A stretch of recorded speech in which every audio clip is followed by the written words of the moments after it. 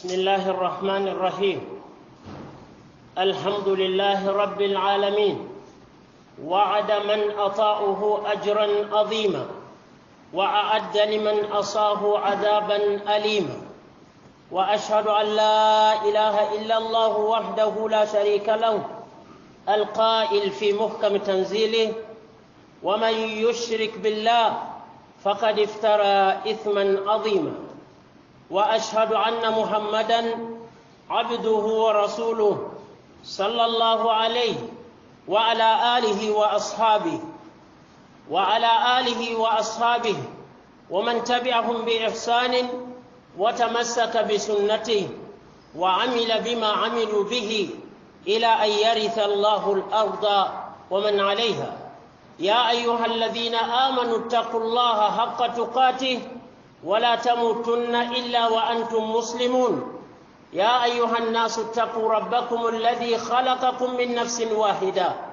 وخلق منها زوجها وبث منهما رجالا كثيرا ونساء، واتقوا الله الذي تساءلون به والأرحام إن الله كان عليكم رقيبا. يا أيها الذين آمنوا اتقوا الله وقولوا قولا سديدا يصلح لكم أعمالكم ويغفر لكم ذنوبكم، ومن يطع الله ورسوله فقد فاز فوزا عظيما. عباد الله، اتقوا الله تعالى بفعل ما أمركم واحذروا معصيته بارتكاب ما نهاكم عنه، واعلموا أن للطاعة آثارا حميدة وعاقبة سعيدة، وأن للمعاصي آثارا قبيحة وعقوبات شنيعة. قال تبارك وتعالى في بيان آثار المعاصي: ظهر الفساد في البر والبحر بما كسبت أيدي الناس ليذيقهم بعد الذي عملوا لعلهم يرجعون. أيها الناس، من عصى الله في الأرض فقد أفسد فيها، لأن صلاح الأرض والسماء بالطاعة. ولهذا جاء في الحديث: لحد يقام في الأرض أحب إلى أهلها من أن يمطروا 40 صباحا. وذلك عباد الله لأن الحدود إذا أقيمت انكف الناس أو أكثرهم عن المعاصي، وإذا تركت المعاصي كان ذلك سببا في حصول البركات من السماء والأرض، كما ثبت في الصحيحين أن الفاجر إذا مات يستريح منه العباد والبلاد والشجر والدواب. قال بعض السلف: إذا أجدبت الأرض قالت البهائم: هذا من أجل أصاة بني آدم، لعن الله أصاة بني آدم. قال تبارك وتعالى: ولو أن أهل القرى آمنوا واتقوا لفتحنا عليهم بركات من السماء والأرض ولكن كذبوا فأخذناهم بما كانوا يكسبون. عباد الله، من الظلم ظلم الناس بالتعدي على دمائهم وأعراضهم وأموالهم، وهذا النوع لا يغفر إلا إذا سمح له المظلوم. قال عليه الصلاة والسلام في حديث أبي هريرة رضي الله عنه الذي رواه إمام مسلم في كتابه أن رسول الله صلى الله عليه وسلم قال: أتدرون من المفلس؟ قالوا: المفلس فينا من لا دينار ولا درهم له ولا متاع. فقال: المفلس من أمتي من يأتي يوم القيامة بصلاة وصيام وزكاة، ويأتي وقد شتم هذا وكذف هذا وأكل مال هذا وسفك دم هذا وضرب هذا، فيؤتى هذا من حسناته وهذا من حسناته، فإن فنيت حسناته قبل أن يقضي ما عليه أخذ من خطاياهم فطرحت عليه ثم طرح في النار. رواه مسلم. أقول ما تسمعون أستغفر الله لي ولكم ولسائر المسلمين من كل ذنب وخطيئة فاستغفروه وتوبوا إليه إنه كان للأوابين غفورا.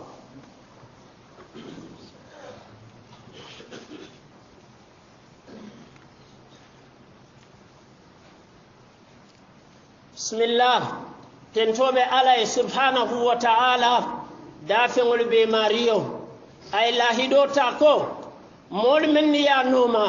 أبي بارا بتبا أبي جوبا دي ليلا ولمو القيامة لوتي أنا تمرا لاهدو تاكو تنكي مول من يا سوسو أي ينكن كتبا فرندي كما من بدي من دمباكي mbesede ala ko atele man soti adamma ila bato buka fella fala alayato ila soko buka fentala ala alayato man sate keri naman kate alati atele bato tonya yata atano bato mu kensangoleti atele man soti men kumata ala alqur'ano kono ay men jindi kila kan sallallahu alaihi wasallam ako momo e fulaka fu ate alama isalo yeto nyandiri bake toñandiro men be wararin abe lankene mayarin katu yemen kafama mansayato wo mankate ala fulangoti subhanahu wa ta'ala ndankene ata fulanyanke ko annabiyo molu be toñama atele mu be labawti wala muhammad sallallahu alayhi wa sallam ala la jongole mati ala kilale mati atele yaki kadino ka futandi muslimolu ma femman tuje kila ya be futandi kabranga ya la hajjatul wada ayala hijo ke menketa ani muslimolu sarata nyola damen ako allahumma hal ballagtu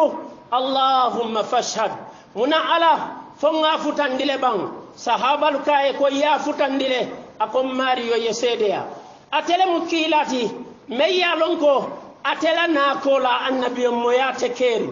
kilariya moyate keri momo lata kilariya mo kotenna kila kola ikafiriyata hanna telekali salindi nyin jaman kono atafundo basondo modam makono kila la fa ala hijranin sai sanji wilikilin sanji kemenani sanji tannani anin sabambe wala konote wasiyatale annabiyo mo nyantanale momo ya tafundi sondo mokono ikafiriyata alama subhanahu wa ta'ala ni fata kan ibedu nadim bakono mbedan kenyar wakila ay koyndiro ke dinola amam fen tuje fasa koyndi dino tilibulo dino suto be ka tilibulo be nyamen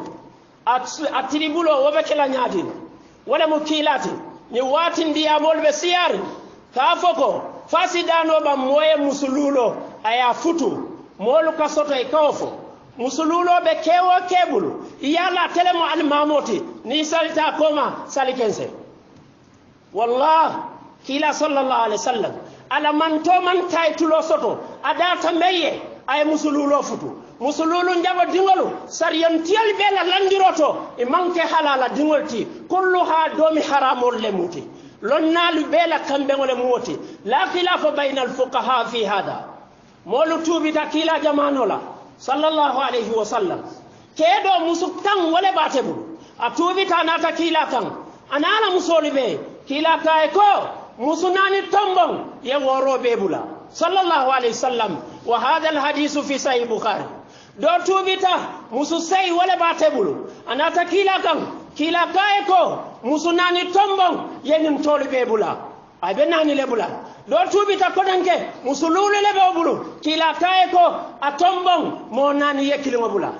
fo manke kila letiba lonnalu man nyo wali amantara maliki kunda amantara dunia kitabu kilinto ibnu kudama ay même fo maliki kunda lonna balemu ay kitabo safe men siyata mujalladoti tan sabanin fen ay men safe fi feko akonna muna lonna la karola kanyososo kafoko adata le moye musunani kafellaka akonna munaje na ala karango munobe rahmatullahi alayhi modolu kadiyam wol man karangono billahi wallahi munen ni diyam no ma munyinti abubakar be damen kila ka man qualify ay mo mululo ni kila be banna abubakar man tara madina fango aya tara fintita damen ala musudole beje atata woleto woni be ñin sahaba balu ngalon ko jom musolu tarte bulle wol sabatita barka musola mo nano kan anamunan sabati kitabu kilingo momo e musunano ñini adingol be mu haramu dingol let mo kana sala koma ila salote sahyala katu ko ayala fasiki ay wala banke kay tandin taka tulunga kele ison tala woto wakila jihado be talarin taladula saba dobe je nafulo e bondi dobe je niyo e bondi dobe je alala dino koyndi haga wala jihado fango warata molu be alala dino tinya kan bake sako fan te katula fala tuba karandol dol kan kol ya ustaz ite ka tuba karandol attack mbal attack la al financing attack alla karango dan ka tuba bol al man dino karam billahi wallahi ni wule tajang ngo kam faraidu salah billahi wallahi tallahi man talonna wala siyata salola farrol min takbir ila taslim jallamu billahi wallahi man talonna ni misiro kono wala siyata una nal malum aman karan una batinal be fatwa kala ala la dino imam men kare malum ita fonola hani ye bi'e yawle soto tuba karanto man dino no ita fem fonola dina koto isaje ko yetanka alaya alkana dino tinya alkana bifan wala kunu mbemo la moyla lonna batu bab karanto abe diamula la diamo labango ako ala nin kila horomo ko faya man karam bali ya fela koita ibika fo ala nin kila horomo ya boy momola alon gala karango man jafa jumale kila deda anabe kanyan nyoyano la mona fasi kanyan no sako fan ala karango yake ay long membe fola wakila le sallallahu alayhi wa sallam ay molu fatandi koja wo bema ay futandi nyala nyanta kala nyame ay amarodi ko ala talla noma ali fata ala sokoma billahi wallahi ala sokila al takairato fi dunya wal akhirah amo bayate fe nyango nyang ali yajel hanal qiyamalu hani dunya jang mendu gala soki ika hadamadi ngol tonye ila banguna munanyinya min qadim ila al-akhir kabrin nunto fokata fo jannin arabe banko ketala hadhihi sunnatullahi al-jariya fil qawl walan tajida li sunnatillahi tabdila nimmo alala kuma kangolete billahi tonyandirla namunan daha dunya ko ate fakula na me daha tonyandiro sapo ala tonyaw wakila ya be ko indi sallallahu alaihi wasallam momo e junube kuwa bara isalon kila e fatanda male alayhi salatu wassalam ala kalamu tako ali bara kubetola wala mu kairoti kila ali yamar menna kairo kubeto anoka to hadamadi ngo bala dunia na be fala e faku afanya e betea wala mu alabato kende mati ala soko akomo bikanyinya nimmo be fala bika faku katigo anin ala soki bale fata atoja wosi tu dunia molu kono asa kala mutako na fata yankan kati babaye membe alqiyamalu ala ya fu tabaraka wa taala junuba jawo molla ala soko ala siya ala yo ko inde alqur'ano kono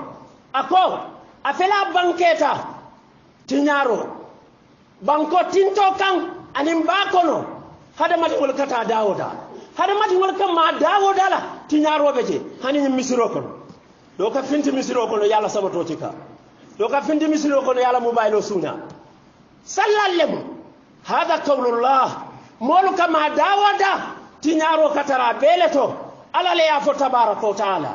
ako bari bejin tinyaro beke kan nken nenendi fole ya do man dinnela purusi hakil maya ya lonko ni muruntante ala ka wala be jaw yala ka tambinina isaje ye muruntu mobe sa kala mutako momo e ala soki ala banko kan kuma kan wala laban ke baro le laban ye banko yetti nyaro do kilinne ke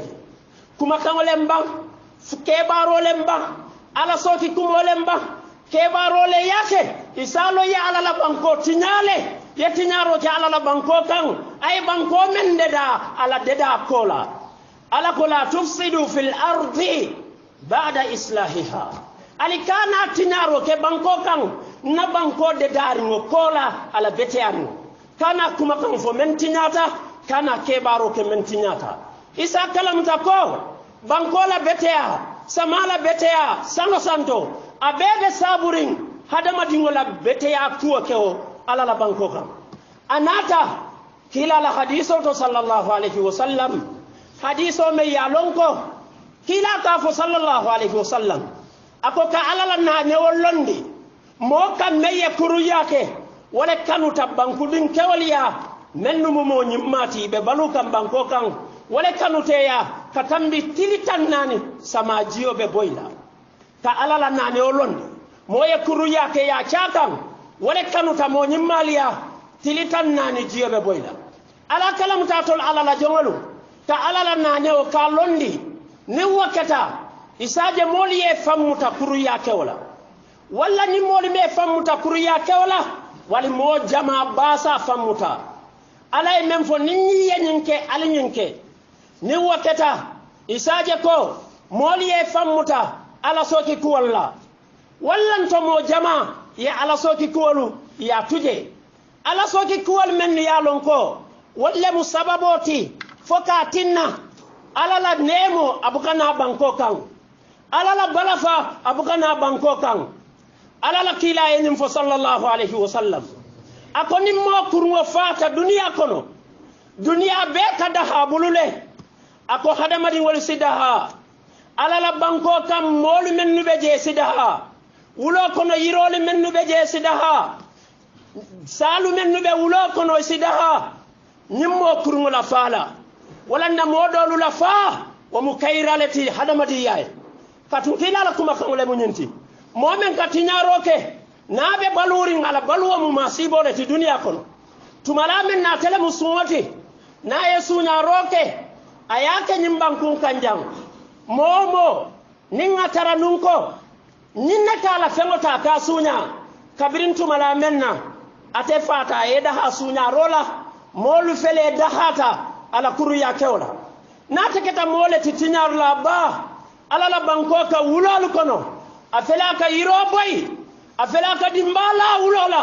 kila ko sallallahu alaihi wasallam yirolu sidaha molu be keri mira tera sai molu be pare kan ka bo wulol kono tiyolu banta nyolu banta ike mira munela mbita wulo be janila kila ka nyimo sifal lefo wula janila lu nanta falale yirolu yedda hebulu da fengol yedda ha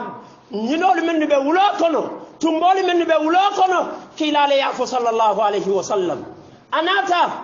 kila la sahaba fololu monyim ma fololu e kanyim foko nimbanko jaata jiyo man soto be woli men be wulo kono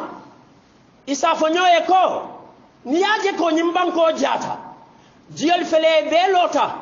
man min dango soto yiroli be jaakan nyamoli be jaata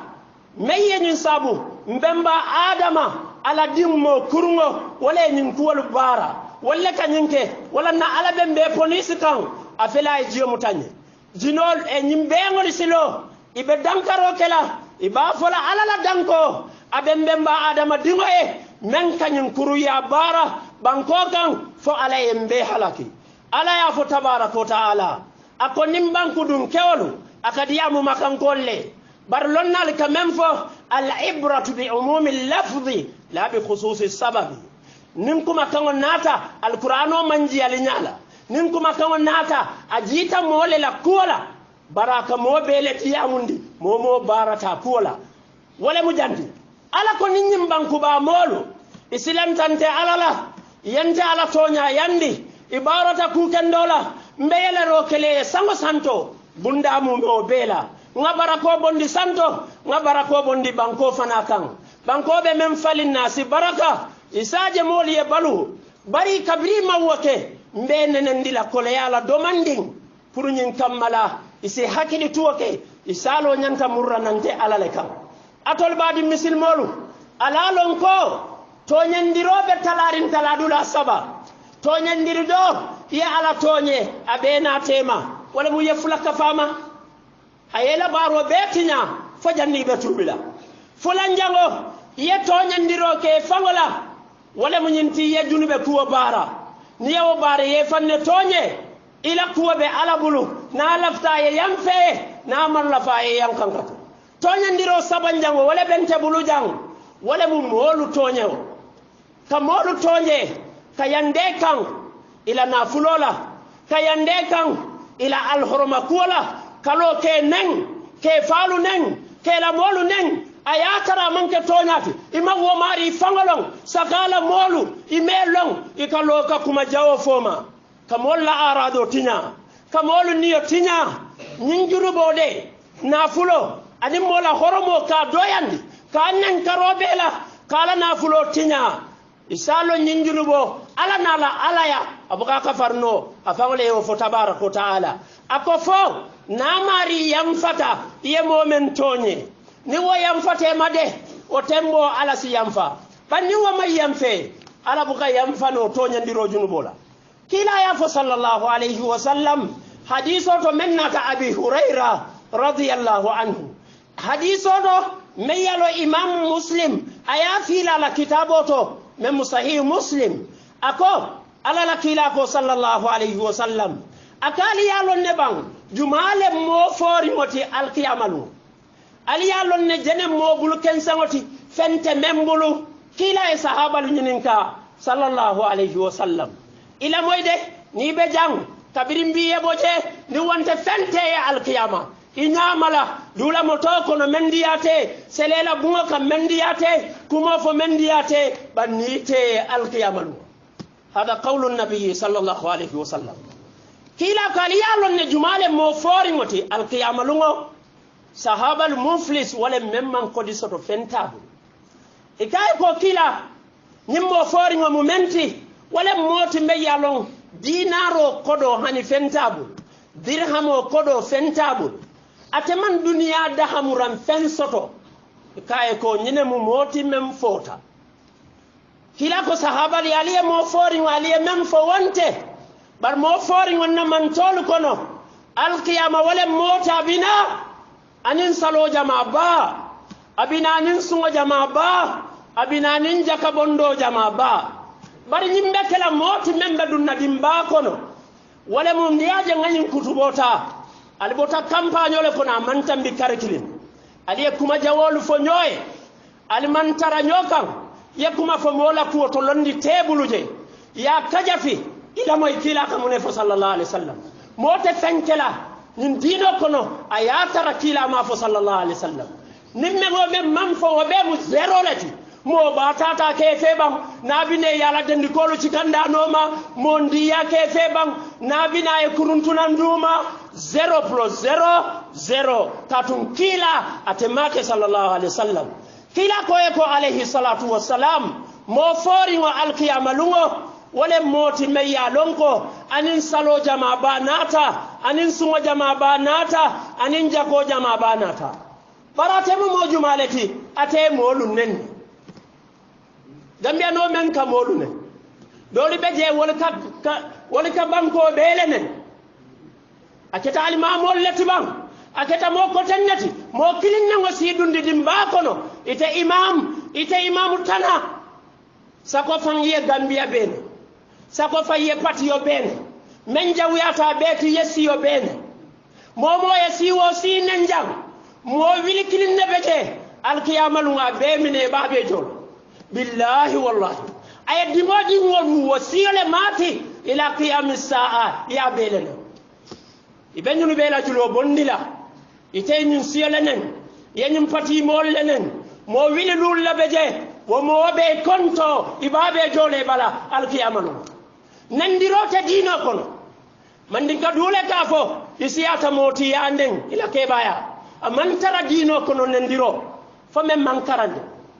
nandiro mo kirin wala ka kuma kole mo soto asa fono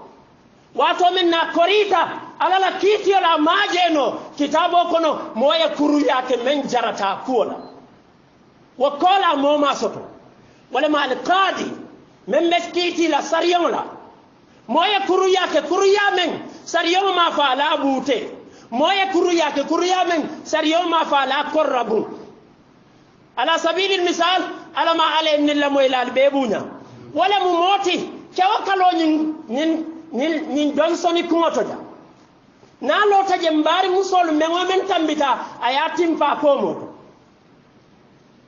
ni ya samba kadi foy ba mutalele ya buse ka jeno kamoli pa komo to o mu jeno la ibabula la tegallo nimmen tambita ka timpaje iba kulula kadili ba jubela mune jarata kanyum mo kurungo ninke kurungo ka daji kon fobe kuma jawole folaye fobe mune folaye wo wato len kadili ya semboso fote mu kadili ika fobe molune itake ba tantati kanne nimman jowo mun na daji kolete bari ma semboso to yenne ke ba ma title soto ye momo nen alkiyamal ngoy ba bole bala fana kete dingoti de kuluro la karo ani wo fane manya nani wa qulu lin nasi husna hada qawlullah al kumanyim ma fo moli nendiro mu kumanyim ma aman ke woto momo e molu nen yesi wo sinen men jawiyata beti siyo ka sido nen momo ya dingo mo ikaye siyo la nen abayila korda kono mbe man sadani la ye muta ye soro mail tu mo kurungol le muti fitine bondilal le muti nim bankum be mu kilinnati kila ko sallallahu alaihi wasallam alkiyamal wa maulibina ala talla be nura ba kele bala abe dundila arjano kono ibe tarra palaso to ko malaikol la palaso be nyame andu manke annabi moluti imanke sede fure moluti santo arabo wulita ani hameba ako kila e sofum lana iman kuto fanye mfana ngadum molu kono kila ko nyunu mollati imam bokabila kilin ye nyokano ala kam tabaraka taala ni te musido ti yesido nen ali fuya dundali tema nyim pati kuwalu nyim molu la palasi nyino kamara ibali dam maliku yandila nimmo fata jangani mo kilintina al kono iko kana ali jubeja alte mira la ala la ba momo e nandiroke alkiyamal ngoyla baro be sitiñanole isa kala mutawanya iba bondile ila baro to itameye molu nen o kondo momenti ya bondi kila ko sallallahu alaihi wasallam ay naye molu men kaja fi ya bondi ali jalle fo nyoy kariñol mutulungun nalle ni tate be ka tara tulungol le ni tulung kumo fo moma sariyon to kebu sabu sanya da tanse naman to nyaaya hanni musonin kew dun tabun kono kabirin so manda fo 12 o'clock ibuka fo yejeno inya meje be mun fola ibe fanjunu be bari yemen ke fo mu kende alati kuru ya barolem bari ta fo le yejeno le ne yejeno fo ma ibe problème o sotola ka tu man sedea ni nya saje wala yatinna imam malik rahmatullahi alayhi abe balurin hada al athar sahih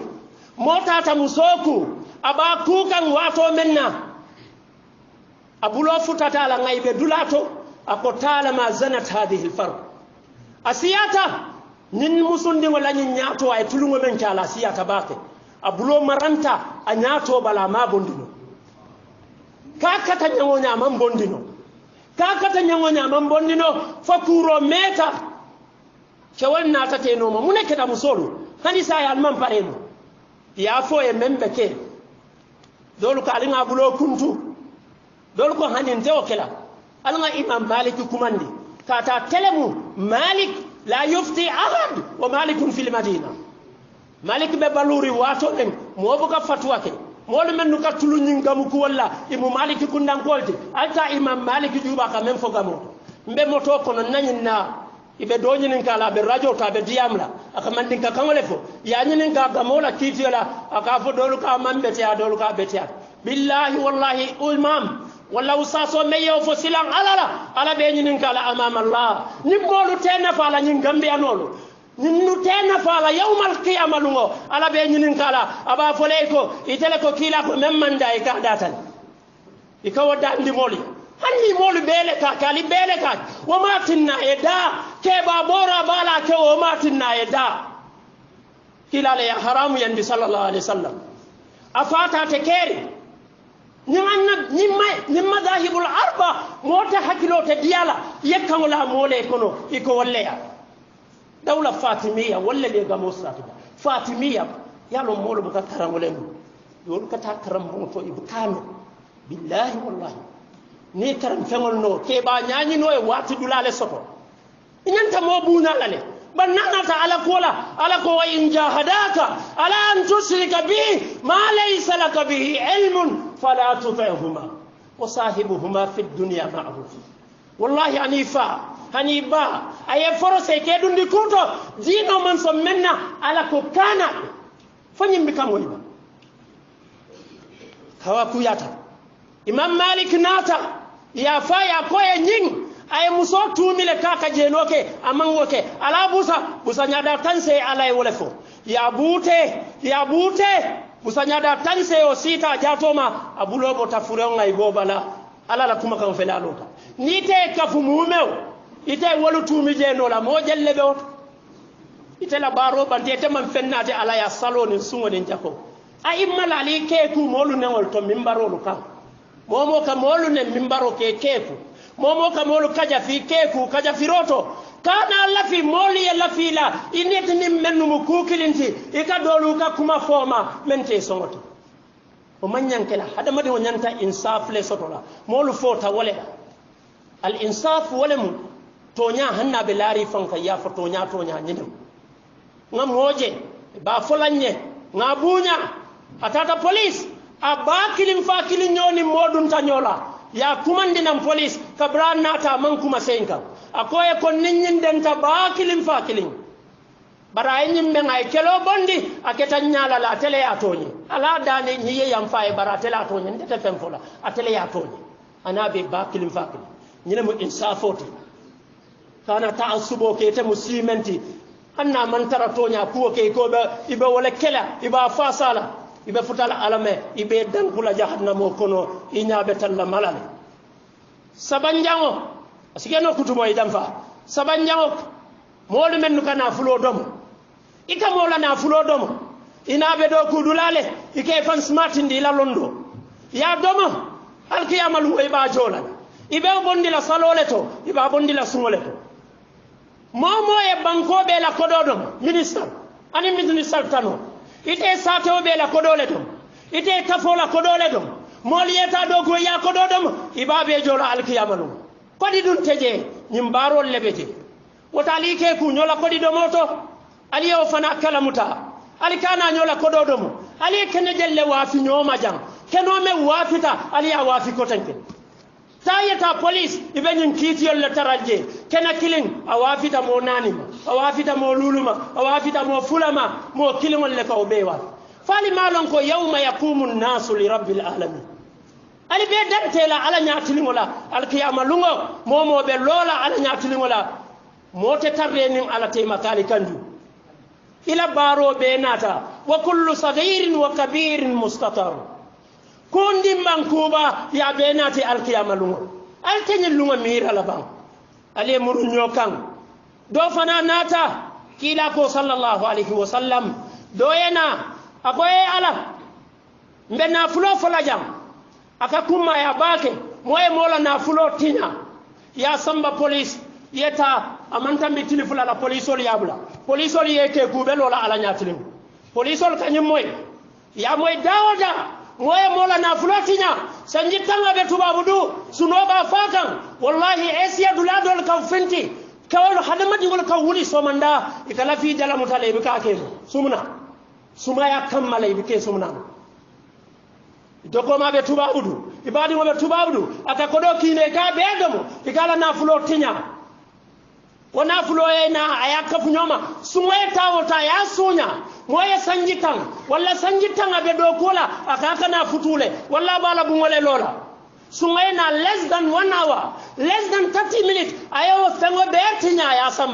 ya samba police amantambil lokun kilina ali yaje silo ka be borra police olu be nyin kala yawmal qiyam yawma yaqumu an-nasu li rabbil alamin wallahi nyin dino kilale ya kon kawle sen kan sallallahu alaihi wasallam be nyin kala nyimmo be yeninke isi do fo wajani motobe borila silo kan meya samba aya dundi bulu wa ma kala mutako ya bula fole nyanta kala ali be mira ala nyatilingola la kirabe dulale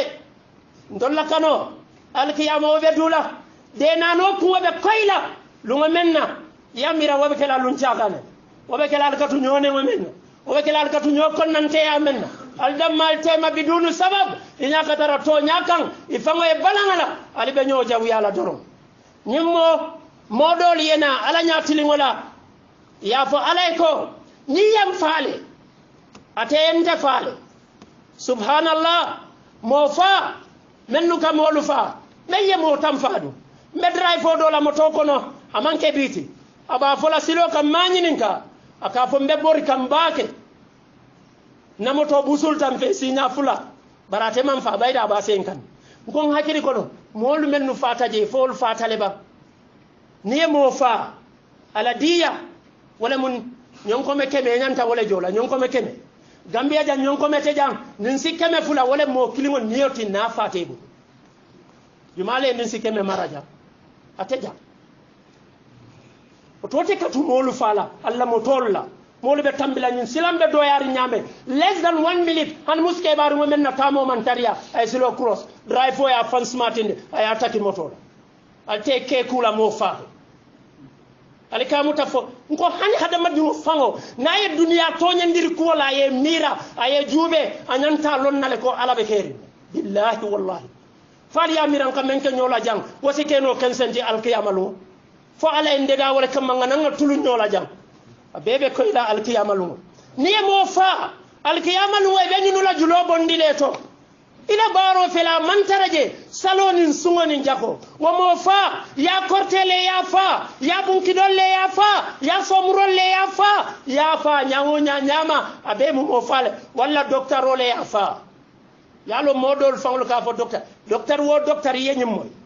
molu nate faabe kuranding ay ka fo be ya al muqtadar mo ka dun ni bo kono men ka siya lokum fulati fo men mankara wole bal molu kata lokum fula ibuka diyam ibuka domori ibuka nyaayele andu niyobe kono ibe fi halatul ihtida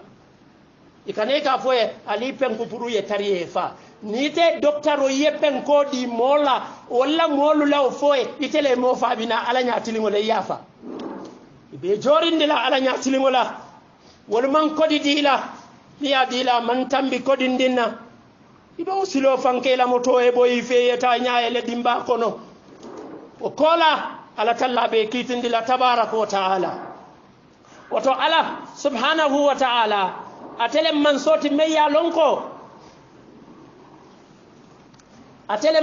meya lonko asiwo kuwol keno aliye sila mo fala nyin kadino tinyane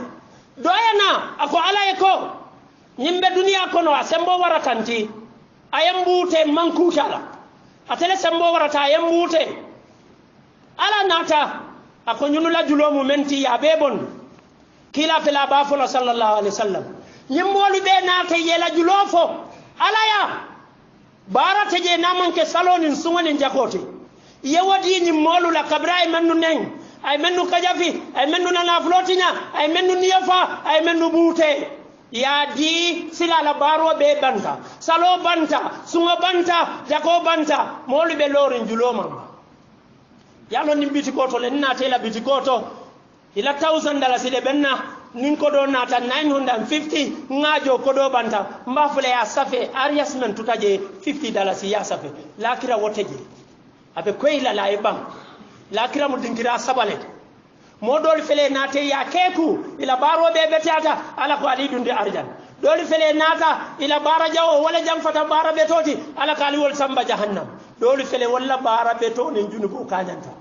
wala tita arjane tita jahannam alama alen kisa molu la yankan katoma ibe tarra dame wato teje kawol fo nyim molu fele iko bara beto banta julolu mamba alala kila ko alala kiti la tilingo ite nendirila ite kajafilla ite naful domala ite mofala ite mobutela ila moy nafulu kilingo la sidomono ngaw fo janne junube te kam wala mu dingola nafulu afasa domono dingola nafulu abasa domono ni fayela nafulu do mo tanateje ibayela nafulu do mo tanateje hana ma foy junube taka naya foye wo fana bete ata nin atara mo jama be bulu ayata dulato ay ma kala muta ikana muta mo ko tenne yata bari ba mai la nafulu asata diya ku ya junube ta kan ifama be wala nyama andum fa na ya dingo fa zero ibgafa sariyoto fa ya dingo fa ibgafa ban nindi wa ya fa ibafa ale fala quality jube kila le ko fo sallallahu alaihi wasallam na ya dingo fa tele ya wulu ita fala ibaballa la kewda manela wala na kampaji wato wal tambitale dolu fama nyol sangara tan tata dulado to ngoni yalo fama sangara ta futata o dulati ba dan nabite fala ye fa kensenke bulanu ya fa bay be pati yo men to mbewle to idun ta bok sokon fo ba nyaadi yatale anyaaye je ba jolon nadami molu fangolu man hakili e hakilo le bukati ya wala na molu ka kuyani ni wonte ntemu korete nim fama te kuyala nyinna ntem musuti nin kete kuyala nyinna be damen to mbida fayla jenke man kuno ta makalamuta bari nata kuyala bari hakili kuya anim faham baliya wala kan ñu be sabu molum kila ko sallallahu alaihi wasallam yani mol la julolu banta mol la julo man bangala ibe junu bole bondila nyim moluka mennu la julobe nyim mola itela junubo kanyanta men fe ya la junubo kan kila ko barabe to bante ka junubolu kafa e nyoma ta junubolu kafa e nyoma wo kola yena nyin salila ba nyin sunna ba nyin jaka bondila ba ya dundi dimba kono itajila molu kono fo muslimolu alama alenke molu timmenni ka kuma kan moy ika bula kende ma noma alama alay baraka kenna kuma kan wolto alama alenke molu timmenni yalo ka toñaji ka bula noma alama alay baraka kenna alfal to mennu be baluri balu to anin muso anin kewlu to alama alenke moluti mennu be barakarin ibe dawo dato alama alenke moluti ka toñaje nkalon ka kali yaka mola ka fokon deni nyimmo kilinnati ngabula toñanoma hada wa sallu wa sallimu ala al-basir an-nadhir وقد أمركم الله عز من قائل قال إن الله وملائكته يصلون على النبي يا أيها الذين آمنوا صلوا عليه وسلموا تسليما وقال صلى الله عليه وسلم من صلى علي صلاة صلى الله عليه بها عشرة اللهم صل وسلم وبارك ونعم على عبدك ورسولك محمد كما باركت على إبراهيم وعلى آل إبراهيم إنك حميد مجيد اللهم وارض عن خلفائه الأربعة الراشدين أبي بكر وعمر وعثمان وعلي وعن بقية أصحاب نبيك وعنا معه بمنك وكرمك يا أكرم الأكرمين اللهم طهر أعمالنا من الرياء وألسنتنا من الكذب وأعيننا من الخيانة فإنك تعلم خائنة الأعين وما تخفي الصدور وقوموا إلى صلاتكم يرحمكم